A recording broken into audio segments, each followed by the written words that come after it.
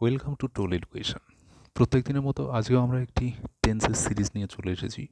প্রথম দিন আমরা শিখেছিলাম টেন্স এবং তার ক্লাসিফিকেশন। আমরা প্রথম দিন শিখেছি প্রেজেন্ট, পাস্ট, ফিউচার এবং প্রত্যেকটার যে চারটে করে ভাগ আছে সেই চারটে ভাগ সম্বন্ধে আমরা জেনেছি। আজ আমরা ডে টুতে এসে প্রেজেন্ট ইনডেফিনিট টেন্স অথবা simple present tense, present indefinite tense অথবা সিম্পল প্রেজেন্ট টেন্স, সিম্পল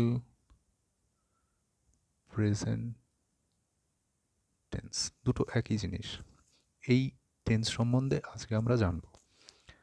তো তোমাকে যদি প্রশ্ন করা হয় যে প্রেজেন্ট ইনডেফিনিট টেন্স এর কয়েকটি উদাহরণ দাও, তাহলে এর উত্তরে সবথেকে সহজভাবে তুমি যেটা দেবে সেটা হচ্ছে তুমি সকালে ঘুম থেকে ওঠার পরে রাতে ঘুমোতে যাওয়ার আগে অবধি যে যে কাজ করো, সিম্পলি সেই কথাগুলো যদি তুমি কাউকে বলো, তাহলে যে বাক্যগুলো তুমি ব্যবহার করবে তার প্রত্যেকটাই সিম্পল প্রেজেন্ট টেন্স অথবা প্রেজেন্ট ইনডেফিনিট টেন্সেই হবে।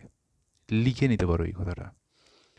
যেমন, আমি সকালে 6টায় ঘুম থেকে উঠি, আমি বিদ্যালয়ে যাই, আমি বিদ্যালয় থেকে বাড়ি ফিরি, আমি খেলতে যাই, আমি ফুটবল খেলি, আমি ঘুমোতে যাই, আমি রাতের খাবার খাই।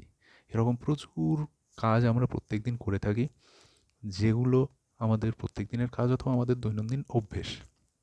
ধরো কেউ একজন বললো আমি প্রত্যেকদিন সকালে হাঁটতে যাই, তাহলে সেটা তার অভ্যেস। তাহলে প্রত্যেক দিনের কাজ অথবা প্রত্যেক দিনের অভ্যেস, এই দুটোই হবে প্রেজেন্ট ইনডেফিনিট টেন্স। আর একটা কি হতে পারে? প্রাকৃতিক ঘটনা। কোন প্রাকৃতিক ঘটনা? স্বভাবসিদ্ধ বা চিরন্তন সত্য প্রাকৃতিক ঘটনা। যেমন সূর্য পূব দিকে ওঠে, এটা প্রত্যেক দিনই ওঠে। এটা কখনো এমন হয় না যে সূর্য পশ্চিম দিকে উঠে পড়েছে। ঠিক তেমনি সূর্য পশ্চিম দিকে অস্ত যায়। তো এগুলো হচ্ছে আমার প্রেজেন্ট ইনডেফিনিট টেন্সের উদাহরণ। তাহলে প্রেজেন্ট ইনডেফিনিট টেন্সের গঠন সম্বন্ধে আমরা জেনে নিই। একটি সাধারণ বাক্যের গঠন সাবজেক্ট, ভার্ব এবং অবজেক্ট এই নিয়মে চলে।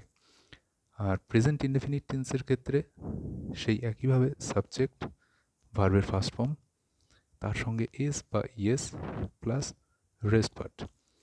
এবার এস বা ইয়েস কখন বসে সেটা আমরা এক্সাম্পল করতে করতে বুঝে নেব। যেমন প্রথম উদাহরণ আমি লিখেছি, পিউ প্রতিদিন ইউনিভার্সিটি যায়। Piu goes to university every day. আমি প্রতিদিন বিদ্যালয়ে যাই। I go to school every day. সূর্য পূব দিকে ওঠে। The sun rises in the east. দেখো, এই যে ভার্বটা ব্যবহৃত হয়েছে এর সাথে ইয়েস ব্যবহৃত হয়েছে, কিন্তু এইখানে গোজের পরে কিছু নেই। কেন নেই? আবার সানের এখানে রাইজের পরে রাইজেস হয়েছে, একটা এস বসে গেছে। তাহলে এই আই কি দোষ করলো যে আয়ের পরে গোয়ের সঙ্গে ই এস বা এস হয়নি? এটা সম্বন্ধে জানতে গেলে তোমাদেরকে পার্সন জানতে হবে। ফার্স্ট পার্সন, সেকেন্ড পার্সন এবং third person. Third person singular number যেগুলো হয় তার প্রত্যেকটার সঙ্গে ভার্বের সাথে এস বা ইএস ব্যবহৃত হয়। তাহলে ফার্স্ট পার্সন কী কী, থার্ড পার্সন কী কী এবং সেকেন্ড পার্সন কী কী, সেটা যদি তোমাদের জানতে চাও তাহলে আমাকে কমেন্ট করে জানাও, আমি এটা নিয়ে একটা নতুন ভিডিও করে দেবো। পিউ থার্ড পার্সন সিঙ্গুলার নাম্বার, এই জন্যে গোয়ের সঙ্গে ইএস ব্যবহৃত হয়েছে। The sun third person singular number, এই জন্যে রাইজের সাথে এস বসেছে। কিন্তু আই ফার্স্ট পার্সন, এই কারণে গোয়ের সঙ্গে এস বা ইএস কোনোটাই বসেনি। তো এইভাবে আমরা প্রেজেন্ট ইনডেফিনিট টেন্সের সাধারণ বাক্যগুলো লিখতে পারি। আজকে আমরা তাহলে প্রেজেন্ট ইনডেফিনিট টেন্স সম্বন্ধেই জানলাম। এর পরের দিন আমরা প্রেজেন্ট কন্টিনিউয়াস টেন্স সম্বন্ধে জানবো। আজকের মতো এটুকুই। Good night.